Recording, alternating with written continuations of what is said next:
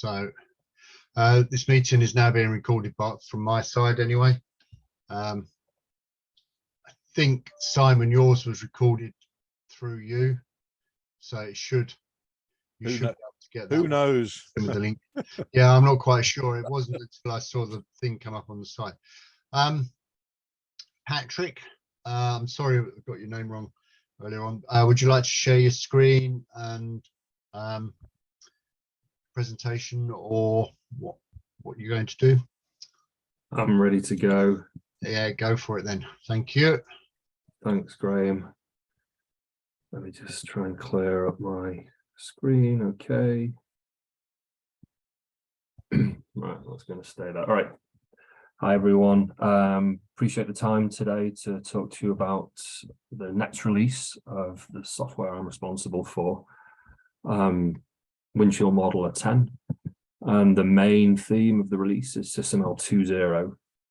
I think, did we have a call from Sandy Friedenthal a little while ago covering SysML 2? We did. So that was I think it was the meeting before last. So it's the October one we did in Costain. He did a presentation on SysML 2, giving an overview of the standard and where it was. Yep. So that was certainly a good introduction to SysML 2, and if recordings are available, I think Sandy's given the same presentation in other venues as well. It's very useful to help understand as you start to get involved with SysML 2. As we know, reading the specification documents can be quite difficult to get through. Definitely. Being kind, I'm learning to love them. Anyway, so yeah, let me just introduce myself. My name is Patrick Ollerton. I'm the product manager for Windshield Modeler.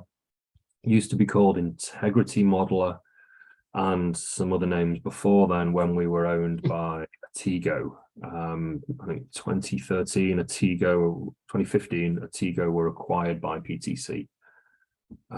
So we're still sort of UK based, like Atigo was. The main development team is based in Cheltenham in UK, but we're obviously a global company as part of PTC. So I worked at PTC for 20 years, initially in PLM, then moving across to ALM, various products, and been working with Modeler for 8 years now, I think. Okay, so that's a little bit about me. This is what we're going to look at. Just recap a little bit about what SysML 2 is. Not everyone will have seen the presentations from Sandy or others, so we'll talk about that a little bit. Then we'll look at what PTC's plans are for SysML 2. Then we'll look at kind of how we went about implementing the process, implementing the standard, and that's through looking at sort of the process that we wanted to enable. And then we'll talk a little bit about how we've implemented it in Modeler, what the capabilities are, and some demos along the way. Okay, so we probably all know this pretty well. The definition of SysML is a general purpose modeling language for modeling complex systems, supporting an MBSE approach. Key aspect, creating and visualizing models with the different aspects shown below: requirements, structure, behavior, and so on. So I think the main mission for SysML remains the same with SysML 2. We're probably all familiar with SysML 1. It's been around quite a while, so I'll just move on. SysML 2 has been a few years in the making. It covers the areas you can see: requirements, behavior, structure, analysis, verification, and then views and viewpoints. So generally the same areas as SysML 1, with some expansion and a few other changes and improvements, such as the things you can see on the right. So the textual notation and the graphical notation, two different ways of visualizing or viewing the model. Of course, they should be sort of one-to-one matching. And this opens up a new way of defining and seeing models, really essentially as a piece of code that's executable, essentially. or can be run in some way. So that is going to be a very interesting aspect of SysML2, as I'm sure we're all aware of. There's also part of the standard is a set of APIs to support sharing of the information and integrations and so on. So REST and OSLC is expected as an API. The objectives, SysML2, are to improve the precision and expressiveness of the language. And I think they've done that in quite a few areas. Consistency and integration among language concepts. Maybe not a meta model expert, but I think the way the language is architected is robust. Interoperability. So like we just saw with the textual notation, that's really a very, very good way of being able to share model definitions across different tools and different types of projects. Usability. So I think a big part of that is the tool vendors to ensure that we make sure that the SysML standard is realized in software tools in the most usable and easy way. And we'll talk about that a bit more. Some extensibility, a migration path. You can see the timeline down below. So we're a little bit ahead of the game in that currently the API spec has been approved and adopted, but the SysML2 specification hasn't yet been finalized and adopted by OMG. It's going through the finalization process. That's expected to be completed sometime in the middle of next year. But the standard is pretty stable at this point. There shouldn't be any significant changes beyond here. So we're certainly a little bit ahead of the standard being fully available, and there's reasons for that. We'll talk about in a sec. So SysML2 is built on CurML, not UML.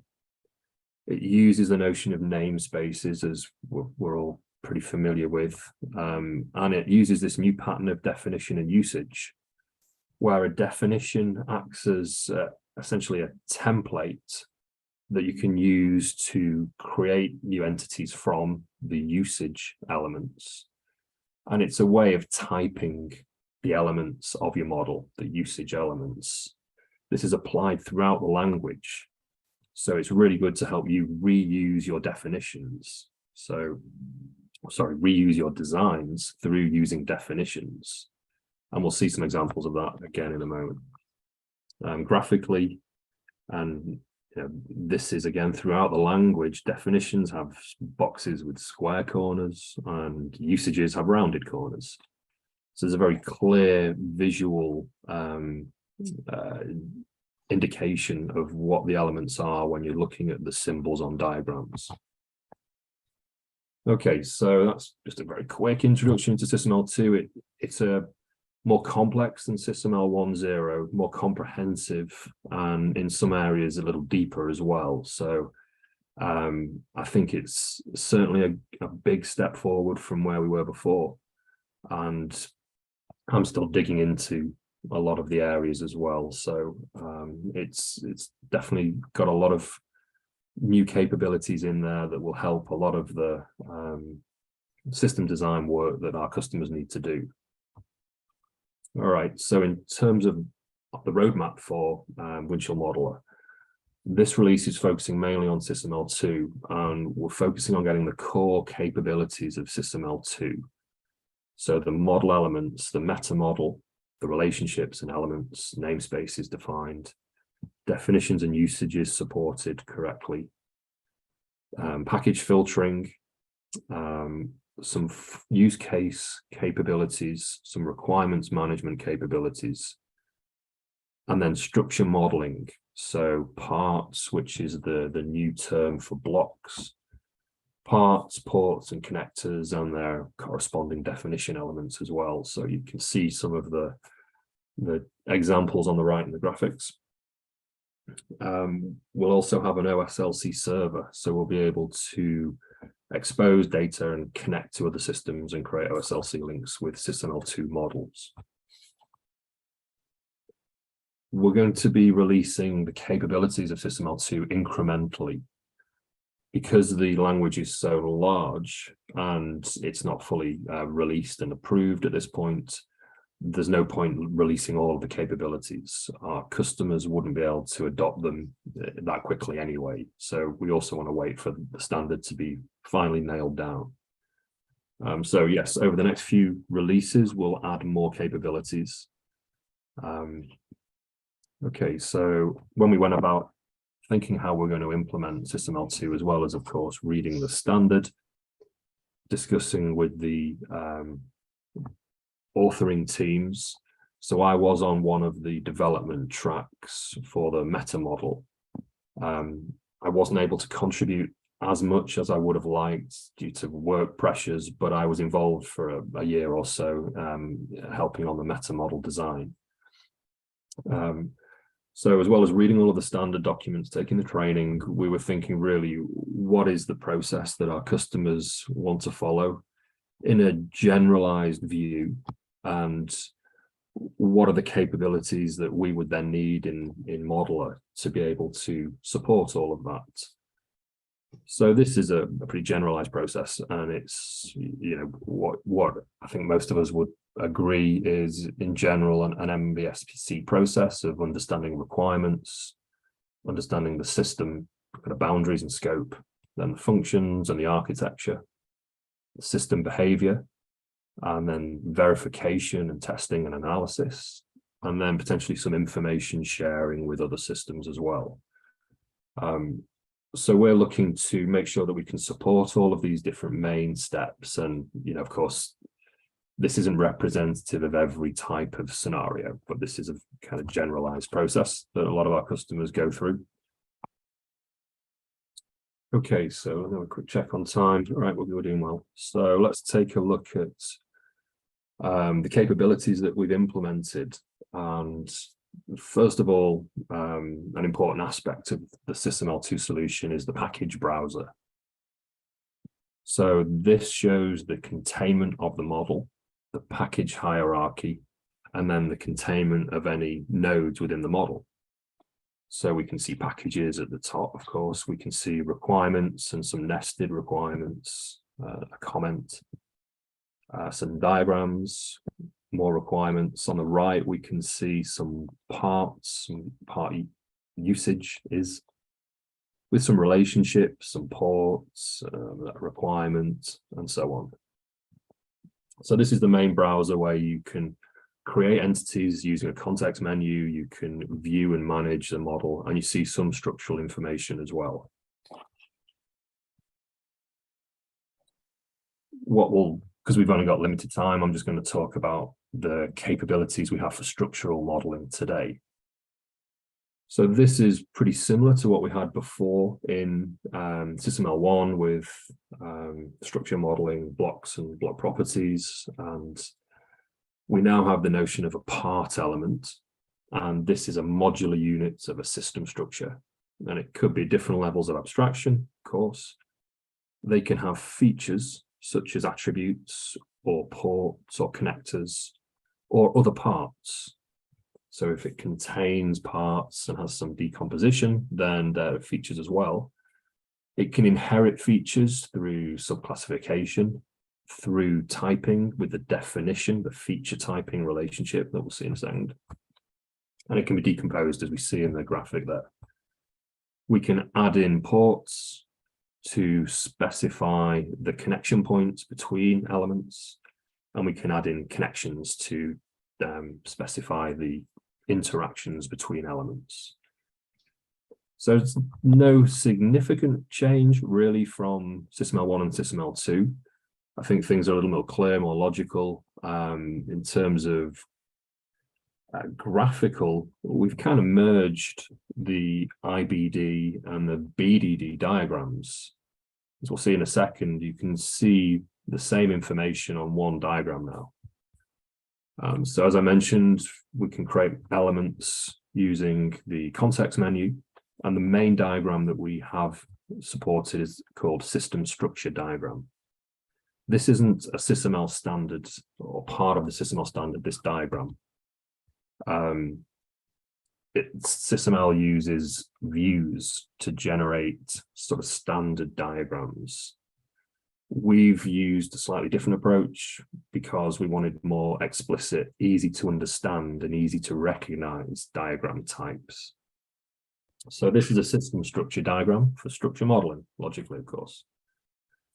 You can see the toolbar at the top there, the different types of elements, parts, ports, items, and so on that you can create. We have usages on the left, and then relationships, and then definition types. So remember, pretty much every element in the meta model has a usage and a corresponding definition type that can be used to type the usages. At the bottom, we have an example of a decomposition diagram. So some parts with parts contained, some ports, some connectors. Here we see an example of the feature typing relationship. So we have a part definition for vehicle. It has an attribute on there. The part usage, hybrid SUV, is typed by that vehicle definition. So all nice and logical.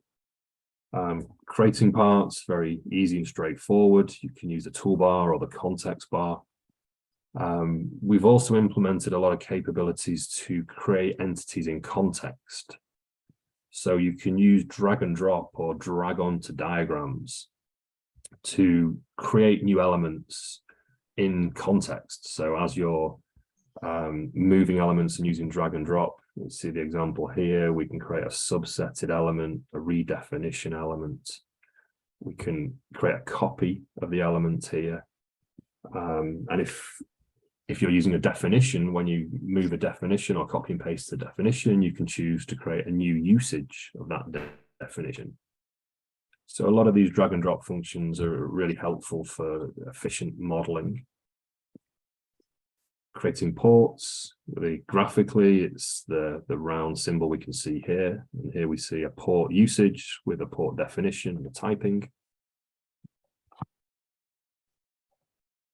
We can specify direction on our ports, as we could before in SysML 1. Okay, so here's a demonstration, but let me just go to some live software because that's a movie and it's a little old.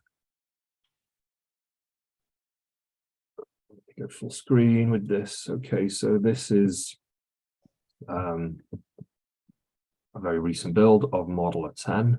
And this is an example model that we have that I've constructed here. So the diagram that we've seen in some of those examples is shown here. We'll talk about a few other things in a second, but I'll just show you some of the creation elements. So if I want to create a new part, I can use the toolbar up at the top. Let's expand this out because I'm going to add some more parts. So I've clicked into the main area, and this has now created a contained part that I can see in the hierarchy over here.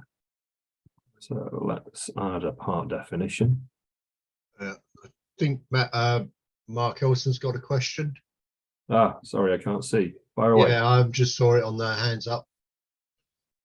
I can hear those, so fire away. Feel free to ask it. Sorry, I haven't. I'd left my hand up from when you asked if we'd returned or not. I forgot to turn it off. Sorry about that. No worries. No problem. No problem. So I'll create a feature typing relationship. Actually, before I do that, what I'll do is I'll add in an attribute to my part definition. So if I want all of my usages to obviously inherit this part, I can define it at the definition level. And then if I set up that feature typing relationship, it's not oriented very well. So now we see that the part one's sort of signature name, the full name is updated. You can see that it's now typed by part definition 1. That's shown here as well in the browser. So when we establish these relationships and the kind of key ones that fundamental in SysML 2, feature typing that we've just seen, subsetting, redefinition, subclassification. When those relationships are active or have been applied to elements, you see it clearly in the package browser here. As an example here, this entity's been typed by vehicle and also system. Here we see some subclassifications, and as an example of a redefinition. We don't, but we'll see one in a second. So that's a really basic demonstration of what we can do with part structure modeling. Actually, I didn't put any ports on anything, so let me put in another part into this system. Let's put on a couple of ports.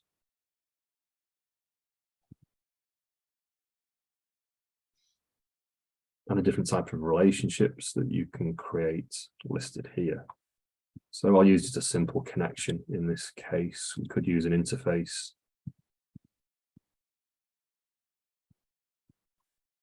One of the things that we'll certainly be looking to improve is the kind of auto alignment and auto routing and adjustment that's made when you add elements to a diagram.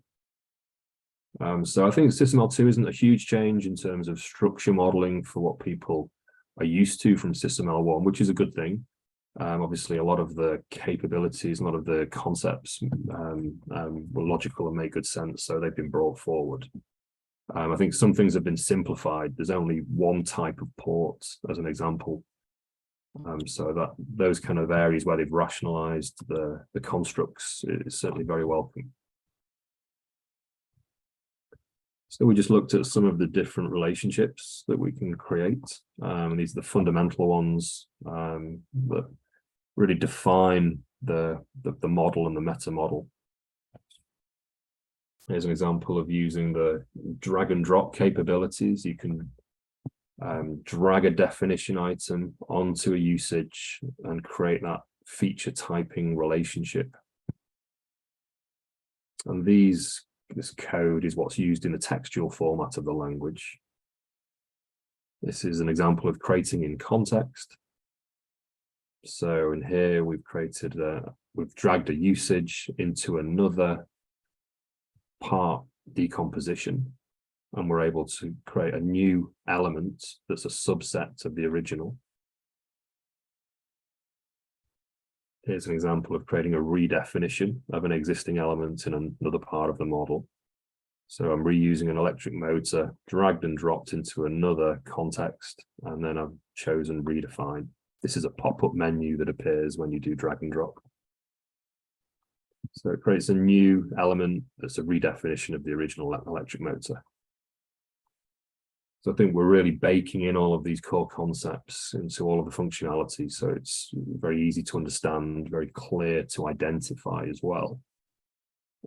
Here's an example of some subclassification that gets done. So we're familiar with all of these concepts. They've just been hardened up a little bit in the language, I think.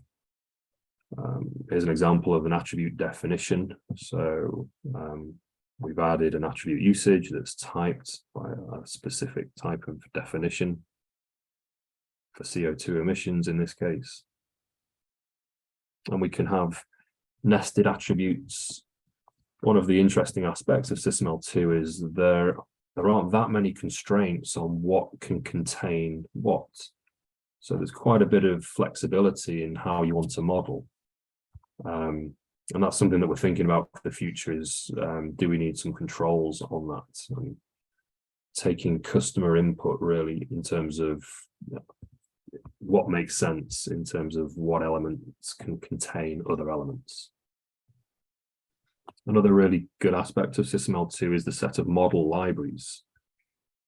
So a set of standard definitions that can be reused in models that are provided in .sysml files with the standard. And they have things like standard units and quantities, equations for analysis, basic definitions of spatial models and geometry, and the base definitions for the standard SysML2 elements. So each of the elements like part and requirement has a base definition that's used by default. So these are really useful. There's a big set of them. Some of the files are quite large. So one of the challenges for us was to find a way where we could use these, incorporate these small models, because that's what they are, they're all their own SysML2 model, how we can incorporate those in models we create in our software and not be too much of a burden on the user in terms of how that interaction works. So they need to be accessible. So we've provided a means where they can be easily imported. We don't want to be referencing SysML files. Modeler is a database or an MBSE tool with a back end of a database. So having parts of the model defined in a file isn't the approach that we generally take. So we needed to find a compromise there. So we import the SysML files, they become part of the model in our database, but it can be done in a gradual, dynamic and granular way. So it's not too much of an imposition on the users at all. So yeah, that's a really interesting topic. And there's a huge amount of value that's been kind of predefined for engineering work, engineering design, engineering analysis. And we want to make sure that we take advantage of that and allow our customers to be able to use all of this. Here's an example of those sort of fundamental SysML2 relationships that I mentioned and how we show that in our browsers. The different types of flow relationships that are possible. And then the parts browser is a different type of view on the model and on a decomposition structure. It will show you all of the inherited entities, whether from subclassification or from feature typing or another mechanism. So the package browser shows you containment where everything is. The parts browser will show you the full contents of a decomposition. And then when you expand it out, you can see here that you have all of the different usages that are defined for any of the definitions that have been applied in this decomposition. So things that have been inherited have the carré, you can see on these entities down at the bottom, the CO2 emissions and the controls part usage. They've been inherited through the vehicle type. Again, that's the standard notation for inherited entities from the standard. You can also apply comments to diagrams. These are pretty straightforward. Comments are information about the model. So not really part of the design in any way. It's something peripheral to the actual design. Documentation is really part of the design. So it's important information on how something behaves or what something does. Textual representation can be used to put in snippets or fragments of code. If that's relevant or valuable, then there's a mechanism for adding pieces of code into the model as well. We'll have a REST and an OSLC 2.0 API. It's actually a mix of OSLC 2.0 and 3.0, but at release we'll have an API and we'll be able to connect to OSLC systems. Other systems will be able to connect to Modeler and access OSLC 2 data. Oh yeah, and here's a graphic. I'll demo it in a second, but we have an OSLC connection in both directions with Windchill PLM, Windchill RVNS, Codebeamer, our new requirements tool, Doors Next and Doors Classic actually, and Siemens Polarion. So we've got strong connectivity with requirements management tools and also with PTC's PLM tool. So I'll just jump back to the software, go full screen. Yeah, so here's another of the browsers that we have is an OSLC browser. And this allows us to connect to other systems using OSLC and either browse or run a query against that system and look at some of the OSLC resources in there. So this is a Codebeamer example. There's a project in there called Power Systems, and we can run a quick query. So I'm going to run a query for an item I know exists. So this is actually, I think that's used a cache because it didn't really do, and it didn't really go off and run the query. I did it earlier to check. But at this point, when you run that query, it goes off to connect to that specific Codebeamer server, which is this guy. And it executes that query, an OSLC query, and then returns any results. So in this case, it's returned a requirement resource. I can have a look at it. So this is the OSLC preview served up dynamically from Codebeamer. And I can use drag and drop. So I can just grab that OSLC resource in Codebeamer and drag it over here and drop it onto elements to create an OSLC link. So let's create some kind of dependency. OK. And that creates an OSLC link in Modeler that points from this part to that requirement in Codebeamer. So we have, that's just a brief section of the capabilities that we'll have in Modeler 10. I've got a much larger presentation and training course that's almost ready, but I realized we didn't have a huge amount of time, so I didn't want to cover too many other areas. I just wanted to look at some of the fundamental capabilities for structure modeling, and then show a little bit of the OSLC integration as well.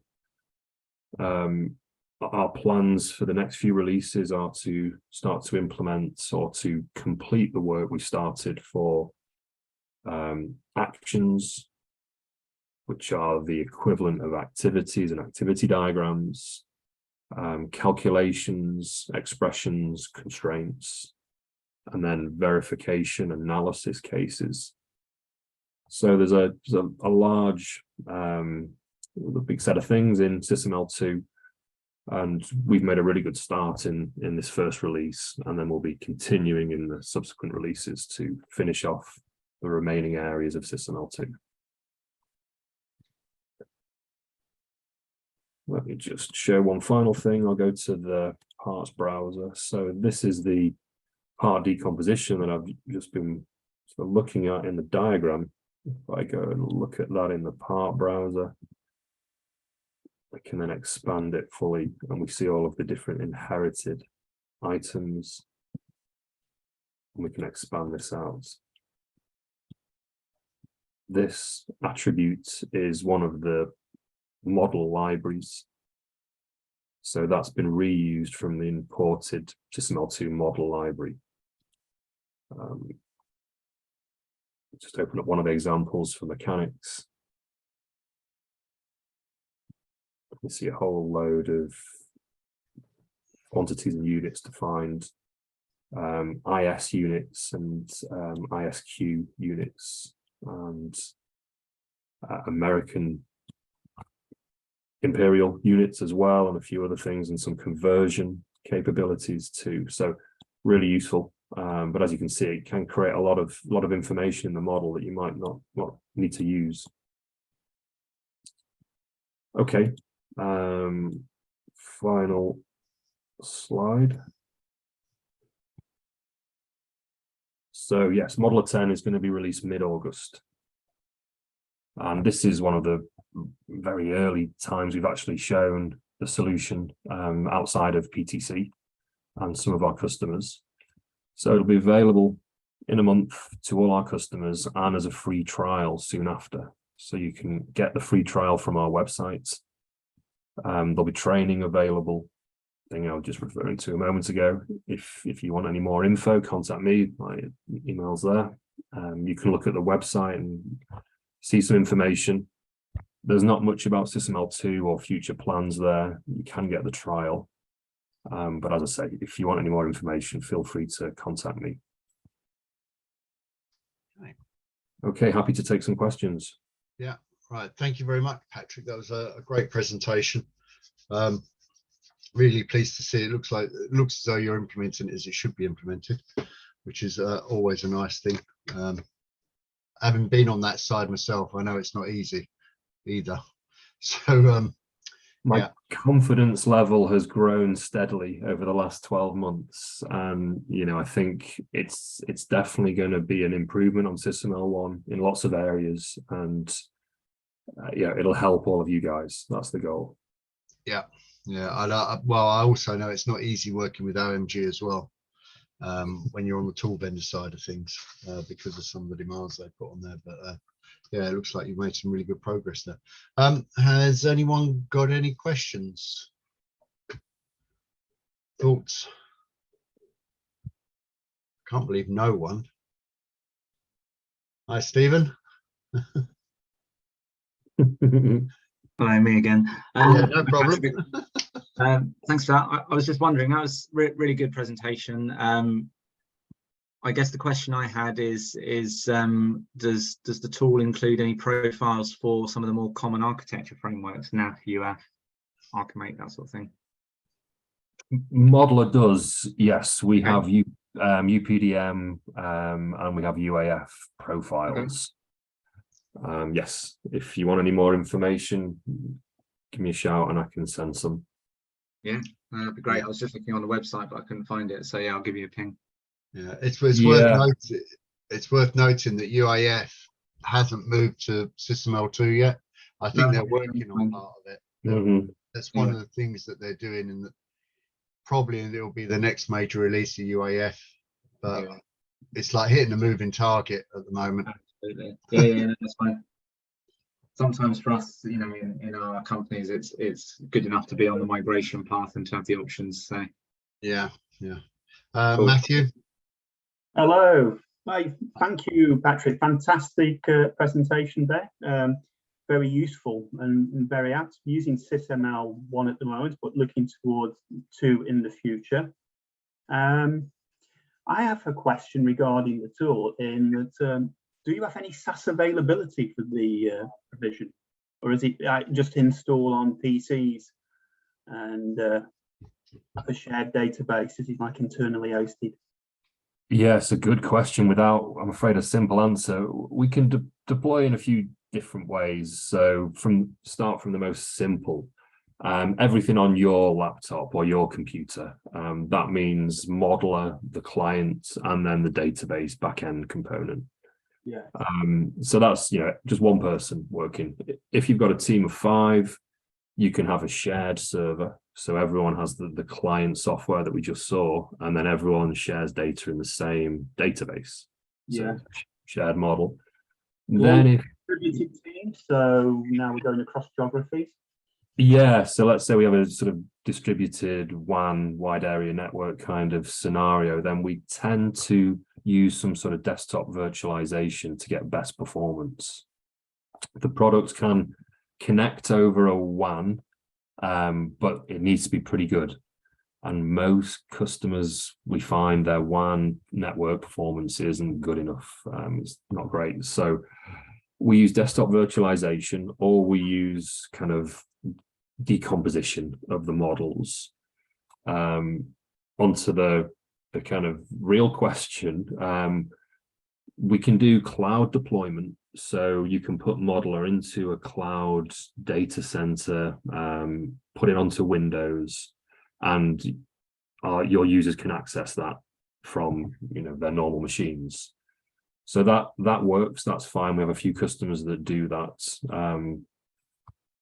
In terms of pure SaaS, which, you know, PTC talk about SaaS a lot, and we have some tools that are pure SaaS.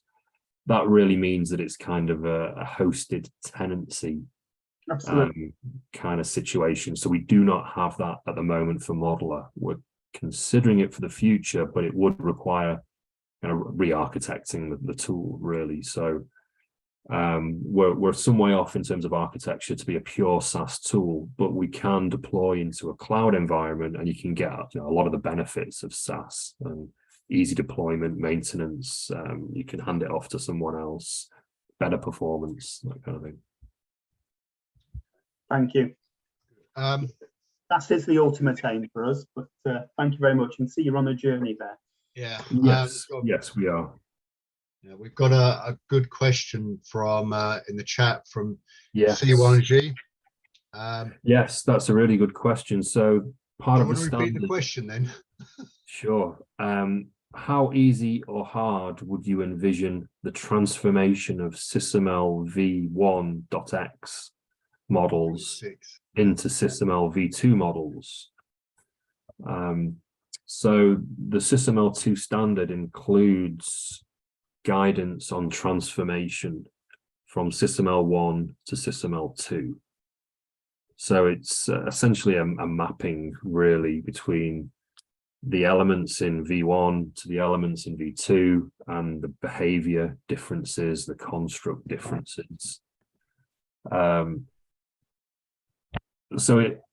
I think it's challenging because obviously in SysML2 there's some new element types, there's some new constructs, there's some new semantics. So they can't really come forward from an old model, a SysML1 model, because they didn't really exist. So that's why it's called a transformation and not a migration, because the meta models are different. So there's got to be some transformation there. You know, at a guess, maybe 70–80% is common. So there's certainly a lot that you can bring forward in an automated way, and you know, that's what we're looking for, to be able to do it in an automated fashion. But there's some new things, there's some things that are you know, left behind that are in V1 that aren't in 2. I think what's needed here are configurable tools, so you can maybe configure that mapping and control how you transform your V1 data into V2. But certainly that's something in our roadmap, in our plans, to provide tools that would be configurable to help customers move V1 to V2 models. In some cases, it may be that customers migrate slowly and do some new designs in V2 and connect them to V1 in the short term. So more of a lazy migration. And that should be possible. Or maybe they have, some customers might want a hard cut over, and once a project ends and a new one starts, then cut over to SysML2. That might be painful, but if it was a completely new type of product, then possibly it might be an option. I mean, that idea. Yeah, the answer to my question is probably, well, it's not going to be easy. No, it's a good answer. Though. It's the answer from what they did in the spec, but that idea of semantic equivalence is really important, because what you've built into your models is based upon the semantics of SysML 1.6 or earlier versions of SysML, and depending upon how you've thought about those models, it has a big impact about how they transfer semantically into SysML2. So you really got to think about what might happen when you go through that transformation, as Patrick said. I did something similar when we were trying to move, like, I think it's from UPDM to UAF for a customer, for instance, and we had to go through the same thing, or from a DODAF2 model to UAF or UPDM. But that idea of semantic equivalence is really important. There are also other strategies that we've done when moving between models, between tools, and I'm not talking about SysML tools here specifically, but a lot of it depends upon the amount of work that you're doing in the old model. Are you going to take this, some of these models are huge, and just transport them into SysML2, or you're going to leave them there, or you're just going to re-express new behaviors? So that there's lots of different ways that you can cut the cloth to make it work for you. And having the ability to trace between like a SysML 1.6 to a SysML 2, especially if you've got OSLC, that becomes like it's probably one of the easiest ways to do it instead of going through the transformation. But there's lots of ways to think about it, and lots of ways that you could do it to get the same effect. Okay, Matthew Cleaver, you got your hand up. There's another question in the chat there. All right. Yeah, well, that just came in, didn't it? Yeah. Does PTC import Sparks EA models? I'm afraid not at the moment. Okay. Yeah. So yeah, I think my time is up. Thanks for the time to Okay. discuss. Thank you, Patrick. Great presentation. Thank you. Some good questions there as well. Very searching. I think some of the things that we talked about there will probably lead on to this discussion as well. This discussion piece. So just hold on for a sec while I share my screen.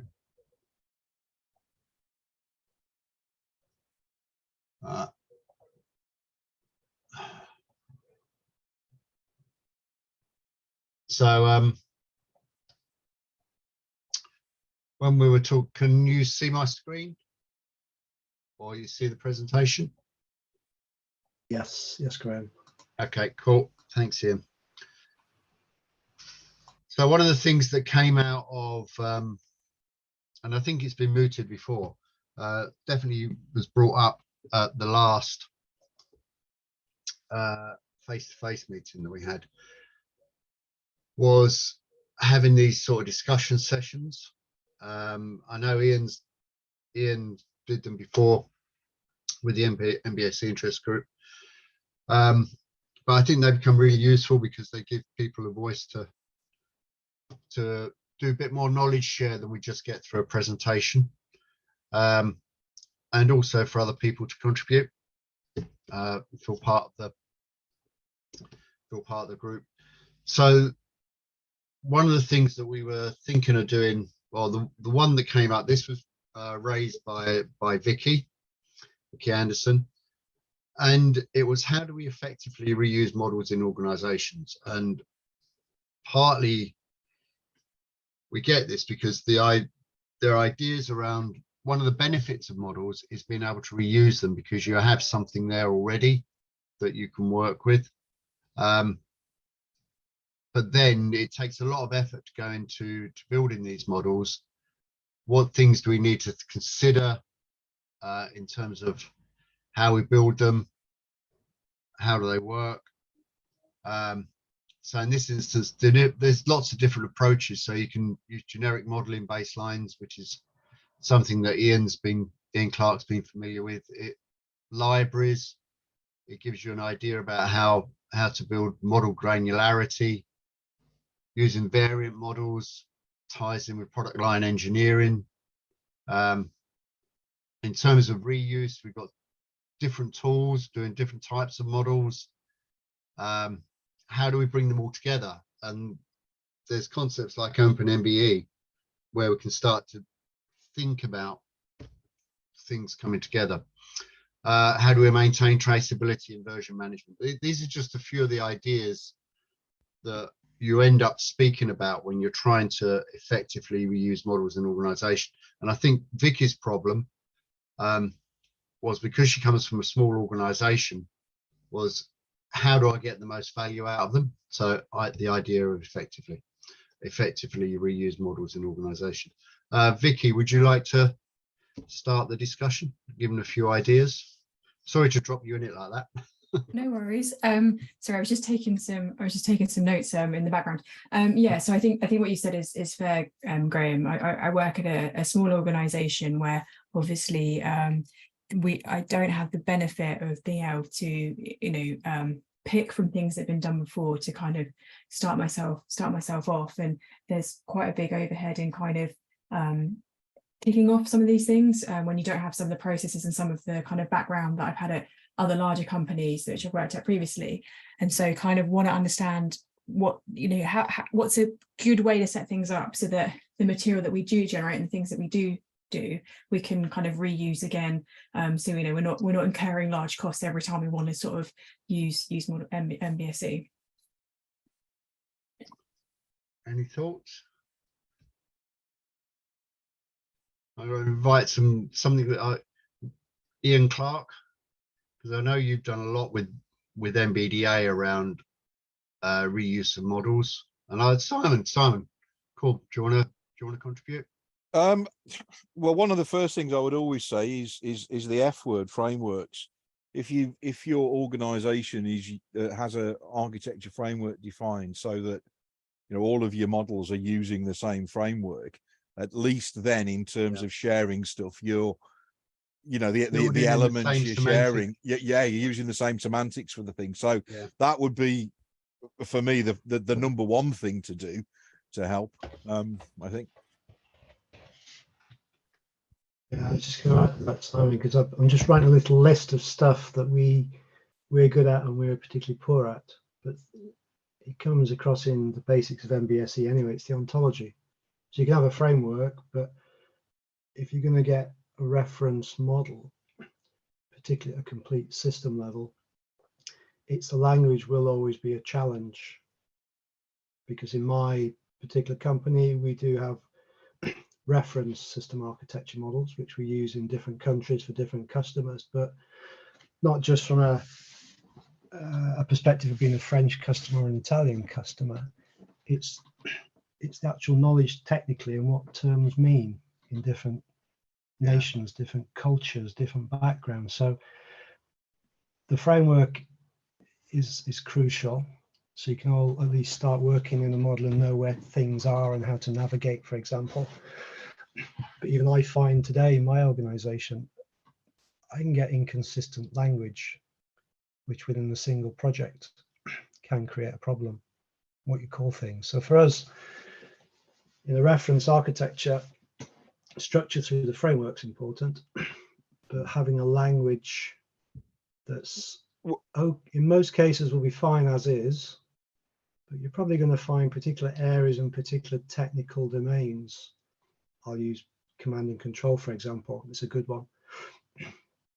Different stakeholders have a different understanding of what some of the terminology means. So somehow you've got to get your reference architectures to accommodate that. So that can be quite difficult. I mean, Ian, I have to say, when I said framework, I was implying that there was a defined ontology there as well. I'd hope so as well. To address that language issue. Sorry, I should have made that. I just naturally assume everybody knows what I'm talking about because some people are new to all of this. But yeah, absolutely right on the language side. Yeah. Adam, you were about to say something. Yeah, I'm just kind of wondering, you know, if we're in a small company and you know, or in a rapid capability type of environment, we might not necessarily have the resources or the time to invest in these frameworks and creating the frameworks and localized, you know, ontologies. Are we then hampered by the fact that we can't really implement an MBSE on these sort of small programs or within small companies until we've once done a full program, so that we've been able to address the value and regain some of that, you know, investment up front?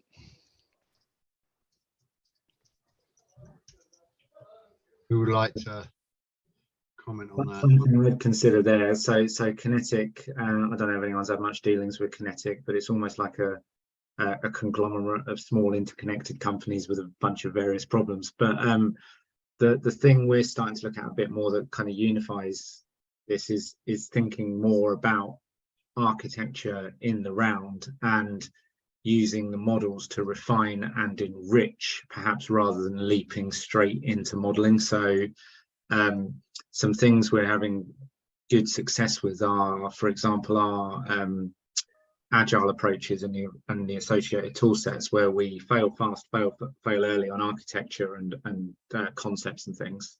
But once we've got it licked, then we move into the models and we kind of remove that overhead of going straight into the model and getting yourself in a tangle. But what that starts to tease out is, I think, this sort of, I wouldn't go as far as saying we've got it defined formally, but bringing us close to that idea of a reference architecture and sort of applying MBSE and architecture techniques without necessarily having to have a focused model and ontology with it until we're ready to go. That was a bit of a ramble, but hopefully it makes sense. I'm quite happy to pull out some examples for a future discussion. Yeah. I would add to that, one of the things on my list from experience and pain is the people as well. I think you're always going to get benefit by training people, but you're also going to get benefit from finding people who've done it before. I think organizations, even large organizations, can struggle because they think they've been doing this for so long, they're very good at it. But when you start to think about reference frameworks, and I think there's a comment in the chat about product line engineering, when you start using your reference models to create product lines, it's all relatively new and it's all quite complicated, and we all have day jobs. So I would say people, I think giving, not just in terms of money, but you give people who've got an interest in this the time to work it out, because it will take a little while. But I would add very much people to this, and having people involved for a good amount of time. It's not a hat you can just put on one day and take off the next day. Yeah. People have to sort of live and breathe this for a while. When I say while, I'm not talking weeks or months. It's got to be a couple of years really to sort of bed it all in with a strong foundation that the rest of the organization can learn from it and start using it. Yeah. No, I tend to agree with that. It's not something you learn overnight. I mean, the ideas behind variant management and configuration management seem fairly simple. Until you start to apply it, it can become very complex mathematically. Ivan, you put your camera on, contribute. Yeah, I think sort of going back to Vicky's initial question about small organisations, yes, they can. You know, I think you may recall, Graham, that I moved from MBDA, where I was very, very familiar with the work that Ian's been talking about, partly because I was a sponsor for it and I held the money for a little while on one of the reference architectures. But you know, I went to a university scale up or spin out at that time, scaling up, that had no systems engineering capability whatsoever. And within a 6-7 month period, we were, not only did we build an initial capability that still exists, it's now well into its product realization. And we started from a model-based systems engineering footing right from the outset. And right from the outset, one of our philosophies was that our models were going to be designed for reuse. And we were very clear about that because it dawned on us right from the beginning that whilst we were committing to a particular type of unmanned vehicle, some of the functionality of this unmanned vehicle would be relevant to other vehicles that we were thinking about in our R&D chain, but had not really got beyond sort of very early concepts. And so we thought about reuse right from the outset. So that leads you to identifying a couple of things. And you know, Graham, you and Simon, you both mentioned it, as has Ian, I think. Ontology is vital to that, getting that clear, agreed, shared ontology, such that your framework for your architecture, for your model, is consistent regardless of the class of product that you're going to develop. What that then enables is not just reuse in same product class, it enables reuse of relevant features across different product classes. But what you do need right from the outset is a very, very clear idea of what you need, what you're going to use your model for. So you have to have model plans. You have to know how you're going to manage your model. You have to know how you're going to maintain it. One of the biggest things I see moving around different organizations is do a lot of modeling, start modeling, don't really know what they're going to use it for beyond its initial use. Therefore, instead of having the ability to reuse, you're starting again because you never thought about reuse up front. You just start with a blank page time and time again, even if you've got 70 years worth of information on your product. So you've got to think about the utilization, think about the maintenance of that model throughout its life cycle. Model has a life cycle, does have a life cycle, in the same way a system has a life cycle, same with product development as a life cycle. And you need to understand the life cycle of the model. If you've got that, I think even in small organizations, you might not have the bandwidth to reverse engineer stuff, which is part of how one of NVDA's reuse architectures was developed. But you can start from a footing that gives you the ability to reuse as your organization matures and perhaps grows, or certainly as your modeling effort increases. So I think you can. Just got to be very clear from the outset that's what you want to gain with it. I think the other thing as well is actually reuse amongst models is far more common than I think, certainly than I first realized. A lot of the research I've been doing into function over the last 4 years and models of function. I've identified a lot of reusable architectures, and you don't realize there's because we're using different terms across different domains for what essentially is the same thing. In this environment, we might talk about reuse of models or reuse of architectures. In other domains, in other forums, that I've heard these things called as a base model. When you tease out what do they mean by a base model, it's a generic architecture that they start with every time they start a new development. So it's there, and you can do it. And I absolutely fundamentally believe that small organizations can do it and benefit greatly from it. Now, I tend to agree, and that also I think leads on to things like patterns, in terms of how, I mean, basically a pattern is just a template, which is basically a base architecture you're starting from in some sense. So it's also tied in with that terminology. We're using the same term. Well, again, it comes back to this common language, doesn't it? We end up using different terms for similar sorts of things, I think. Yeah, I mean, I'm under the architecture. So I'm in a small organisation now. You know, I think about a railway, big organisation. The railway development and what we'll go out to will at some point have probably around 6,000 people involved in it. But as EWRCO, we're a client organisation. We're an arm's length body of a government department. We are very small. My division, which includes systems engineering, is quite small, and it's going to get smaller as we focus more on being a client. The model, the enterprise model that we've produced has got a life cycle for us, and that ends for us at the point that the railway goes into service and we hand over the assets, we hand over everything to GBR, Network Rail, whoever it is that's going to own it and operate it at that time. But the model we're developing, assuming that they will have the capability to do it, and I know Network Rail have just moved it, they've just started advertising a role for this capability. We should be able to give them that model, and they can then reuse it, even though they haven't developed it. We can just hand it over, as long as we get some common features that they're able to port across. So yeah, I wholly agree. Yeah.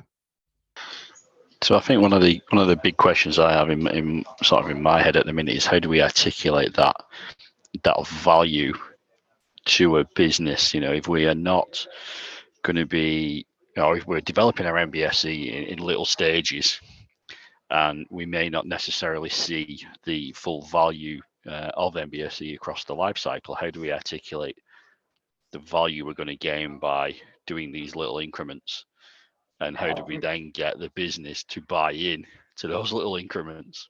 Yeah, very, very topical, Adam, actually. So we've been developing an enterprise architecture model over the last 3 years. I've been with the organisation 2.5 of those years.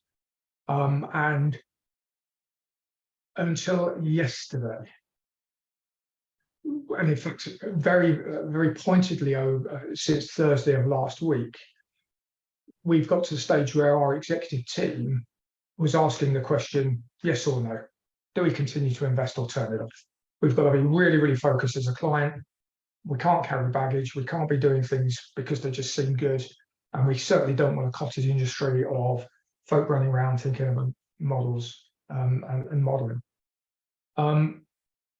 So pretty much from sort of Thursday morning through till mid-morning on Monday, we had a very, very, very pointed exercise to come up with a very short paper to give our executive team no later than mid-morning on Monday.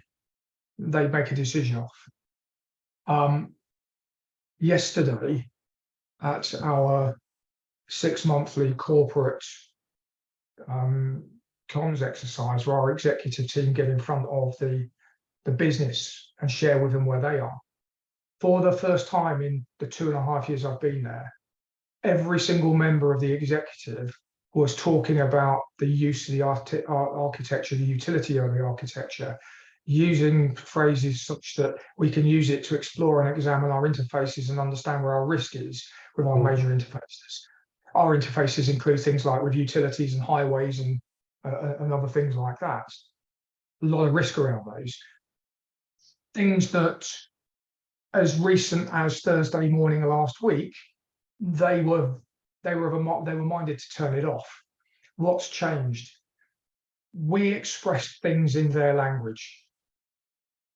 We got very, very focused and started to express things in their language in a 2.5 page, and it came down to essentially 5 whys. Why?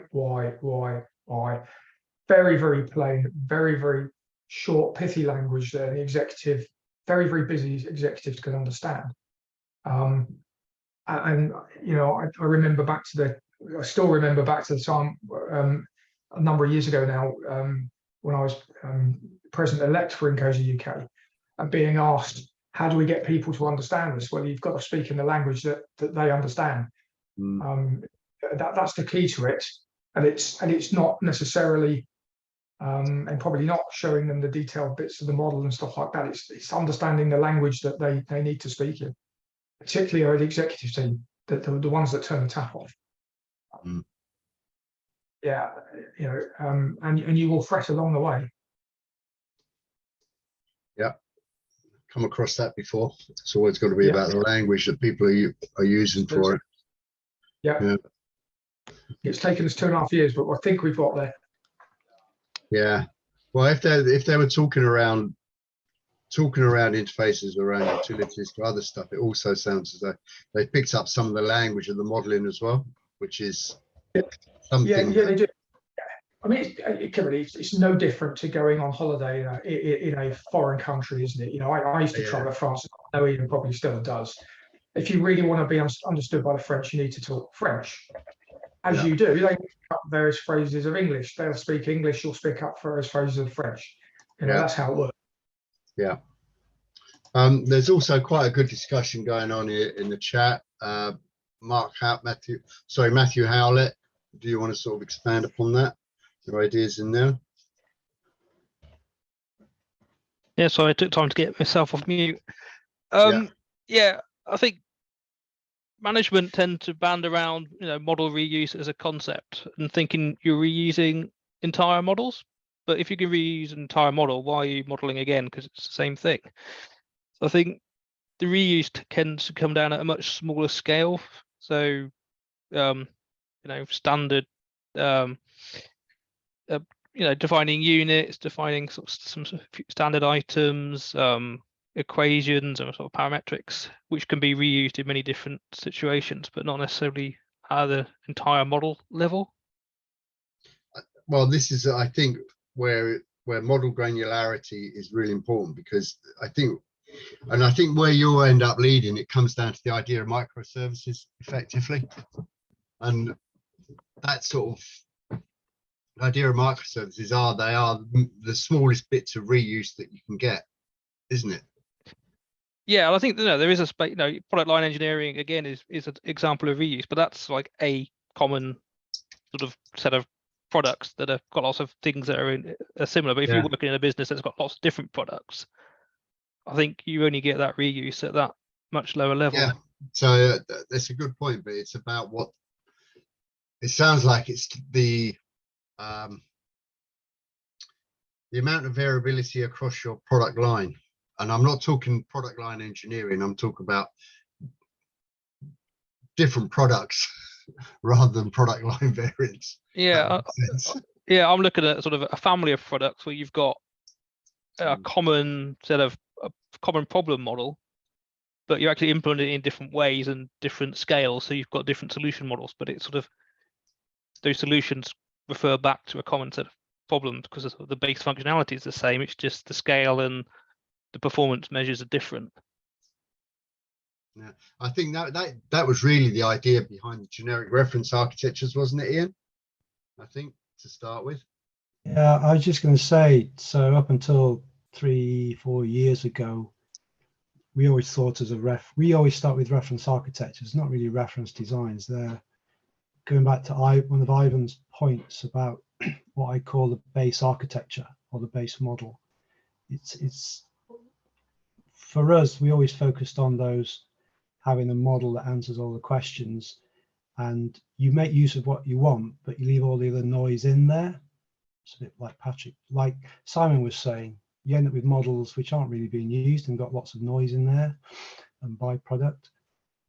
Taking the product line engineering approach these days in the past 2 or 3 years, that model that starts off with 150% of everything you're possibly going to need, but taking a product line engineering approach helps you identify what proportion of that 150% model you need for a ship. In my case, what percentage of that 150% model I need for a ship system, and how much of that 100% model, 150% model I need for an aircraft. So it's the same starting point. And I think for reuse of models, that's for me where you've got to get to that single starting point from which you can develop specific instances of a bespoke design or a set of products. And I think it was in the chat with Patrick saying about the capabilities of modeler, something that hasn't been touched on, because I'm not saying this group are in that area, but a lot of the engineers I work with aren't very comfortable with configuration management and change control and baselines and release. But I think if it was my own personal small company, then I would start modeling as my approach to doing systems engineering and possibly software. My background, I started doing this 30 years ago, doing model-based software engineering in sonar systems. But we'd start modeling because that's the way we do it. We have a little bit of light configuration and change control and get to a point of maturity in the model where you've got a number of baselines and you agree that's the baseline that becomes your reused architecture or your reference architecture. Something that's not too specific and not too detailed at that increment that would prevent any other concurrent project, future project, from using that as the same starting point. And in my organization now, we've been doing this for quite a long time, and our system architecture models, our reference architecture models are huge. And they're covering scenarios of ships and aircraft and various other things. But a large number of projects have used that reference architecture as their starting point. And they benefited by people in the business have already used that reference architecture before for another project. So it's sort of keeping that knowledge. And I think even though I do that in my own organization, which is very large, if I was in a small company, I'd take the same approach, and it would actually be simpler. It'd be quicker, actually. I wouldn't have to work in so much treacle, as I call it. In a small company, where you have to be quite agile, you just do it, basically. So in some respects, small companies are in a prime position these days to make this work much more effective than the large organizations, which will always struggle. There's a couple of things they get bogged down in the complexity and the bureaucracy of their own organizations, don't they? And people, if you've got a small company where you understand it and you live, I think a lot of this is living and breathing it. It's a bit like earlier I said, if you're doing systems engineering, it's like that model approach to doing modeling all the time. In large organizations, we're the minority. So it's always a challenge. But in a small company, if you're light, agile, enthusiastic, passion, and all that, and you've got tools that are good enough, then you can have a lot of fun doing this and just get to that base architecture. I would say is not your end point. It's your end point to get to lots of starting points, and that would be my my approach. Really, you do need some config, and you do need a bit of change control. Get a baseline, and then agree what that baseline is, and then start using that as your reference architecture. But the more people that use our reference architecture, fundamental is to get them to feed back to reference architecture what they've learned from using it, which bits aren't quite right, which bits need to mature a bit, for example. So it becomes a living, breathing thing. So, perspective. There's plenty of people who struggled in the big companies, but from a small company's perspective, you can have a lot of fun and you can make it work. Just don't constrain yourselves and be agile, get the passion going, and you'll see the benefits.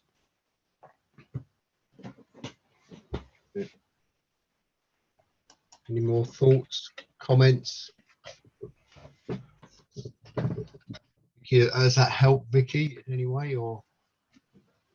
Yeah, no, it's definitely been useful. There's definitely some things to for me to go and think about. So, no, thank you very much for the thoughts. I'm sure at some point I'll be able to update with how we've been getting on.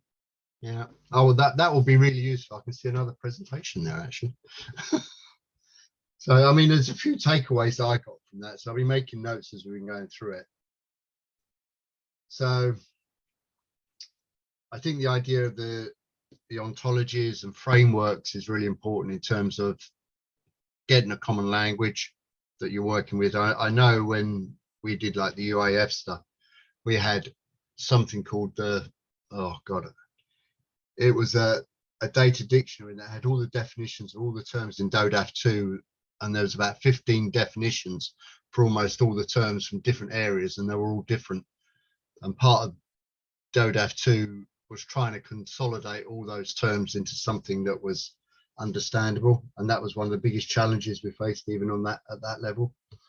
So ontologies, reference models. There was one of my old friends who I got involved with MODAF. He started a new company called Telecent, and they're still dealing with ontologies, but apart from going from this very structured way of talking about stuff, which was I'm sort of familiar with, Simon is as well, and Ian, they've started to look at it in a different way, in the sense that you build your ontology up just by looking at the terms that you're using. So I think it's more akin to what Ian was saying. It's just play with the structures that you've got, start understanding the patterns, and your ontology will almost build itself, and then you can formalize it. So that's something I think might be useful, Vicky. Talked about the common structures in the way that you build the models. I would also say some of the guidance that we used to have with building models and making sure that they were communicatable across the technical, at least the technical people in the business, was actually using common structures as well. So how you not only just build the structures in the models, but how you build your package structures, and having a common approach to that. That ultimately will help you as you expand upon it. Another thing, I think this is sort of when you get a little bit more practice, is the idea of design for reuse that came out of the talk. So take that as a base principle to start with from Ivan. And the way to articulate value is to use the language of the people that you're trying to communicate that value to. That's one of the other key things in terms of getting confidence in the models and driving them forward. And I think, I mean, I really liked Ian's comment about be agile, be passionate about it. I look back about when I first started doing modeling, and it was like that. It was be agile, be passionate, and now because of where I've ended up, it's changed dramatically. It's still fun, but it's a different sort of fun, and you're dealing with it at a different level. But certainly be agile and be passionate when you've got the opportunity, because it's a huge amount of fun when I first started out doing this sort of stuff, Vicky. So make the most of it. Yeah, don't be afraid also, Vicky, in small organizations to take that incremental approach and don't be afraid to share. If you're not comfortable at something, don't try and make it right. Share it with a buddy, some peer reviews, whatever, but ultimately make it a team collaborative activity, really. Yeah. I mean, and that's something I really learned from working with MBDA and like Andy Howes. Yeah. And it's all about communication. The modeling is all about communication in the end.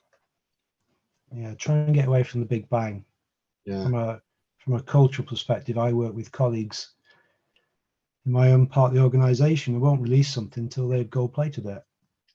And it's no use to me. I'd rather be involved earlier because I'd have used it 6 months before. So again, it's passion, agility, collaboration, communication, team spirit, and particularly for smaller organizations, you're in a good place, I would say. But you will need those champions. But the champions, and people will look up to the champions and the chiefs. So you're still in a position where you can learn, but you can also learn from your colleagues, because if you can't get it 90% right, when it's only 70 or 80, just share it and release it. And you'll be surprised how often the missing bit somebody will know. So don't be afraid to share something you know is not 100%. Yeah, I can certainly agree with that. If I may, there's a word of caution I would have, actually. Just one word of caution. I totally wholeheartedly agree with the passion. If you haven't, you need the passion. I certainly recognise more than several people on this this call who are incredibly passionate about things, including myself. Need to be cautious about that passion becoming evangelism. Evangelism and the suggestion from that evangelism that the model, the architecture is some kind of silver bullet, it's a panacea, it contains everything, doesn't land well with a C-suite audience. So you have to come across as balanced, nuanced, confident, passionate, but without suggesting to a C-suite that this is the only way of doing things. I think that's the one thing I'd say, having been through this conversation, this exercise with at least 3 different organizations now in different domains. Be mindful of the audience. Really need to understand the audience you're conversing with. No, Ivan, burn the unbelievers. They pay me well, mate. Actually, no. You say that. The thing is, the learning curve we've come through in the organisation I'm in now. Right? The learning curve we've had folk who've been very evangelistic, and it just hasn't landed. We've invented almost a new terminology for things. It hasn't landed. And yet, in the last few days, we're seeing the C-suite team, the chief executive, her first reports, chief financial officer, including the chief financial officer, come on. One thing, the engineering director doing it, but your chief financial officer, your chief exec, talking about it. HR director, using this language. It comes back to using a terminology that they understand, and they will see the benefit. Cool. So yeah. And then if you don't get any further than that, they're burning unbeliever. Yeah. I think that's a really good point to get to closure remarks. Thank you very much, Ivan. Thanks for everyone for contributing to that. So I thought it was a good discussion. So just going to the closing remarks. So just a reminder, get rid of that one. Oh, sorry.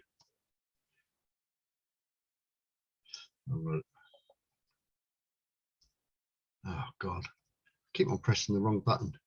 There we go. Right, so INCOSE ASEC 2023 is coming up. Call for papers closed. If you were an author or successful, you should have received your acceptance notices and comments.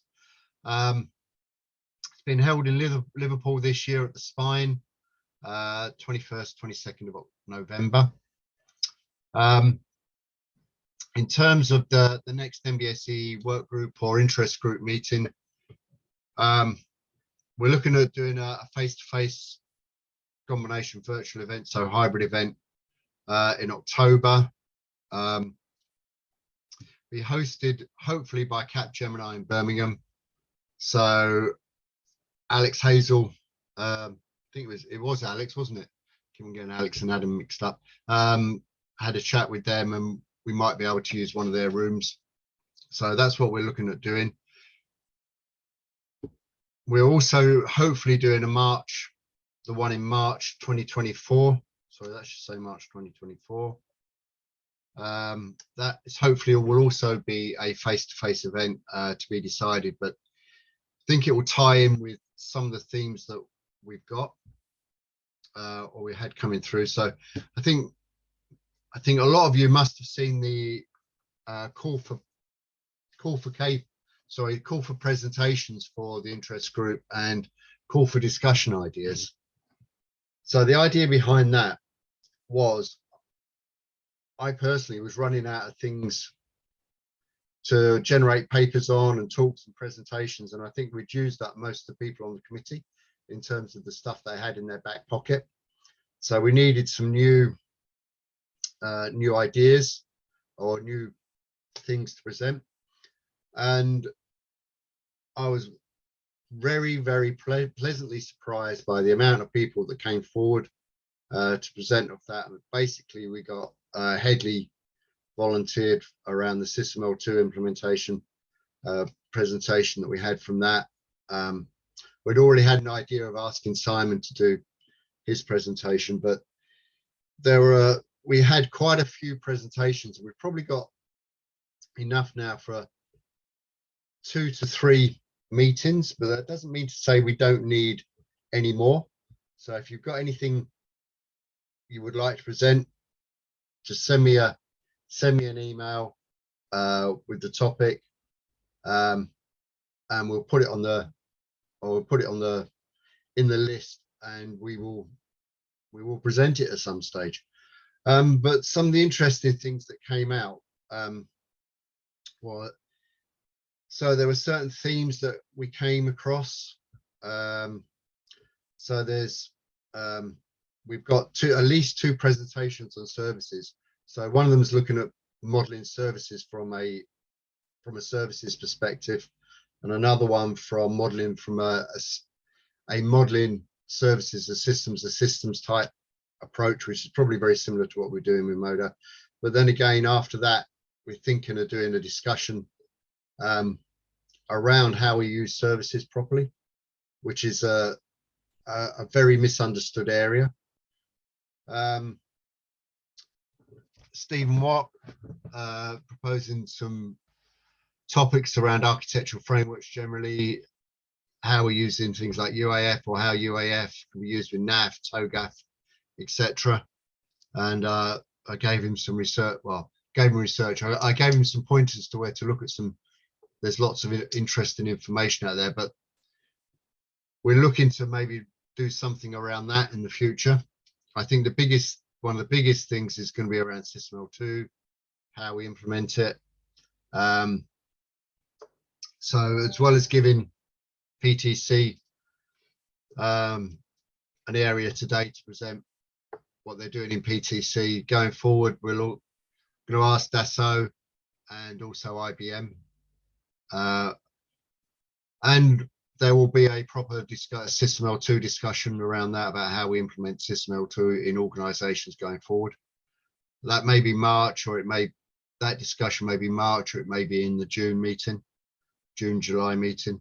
And the other thing that I want to bring forward is to always have some sort of discussion topic at the end, or sometime during the call or the meeting itself. I see someone's put a question in the chat there. Right, okay, it's just Julian leaving. Okay.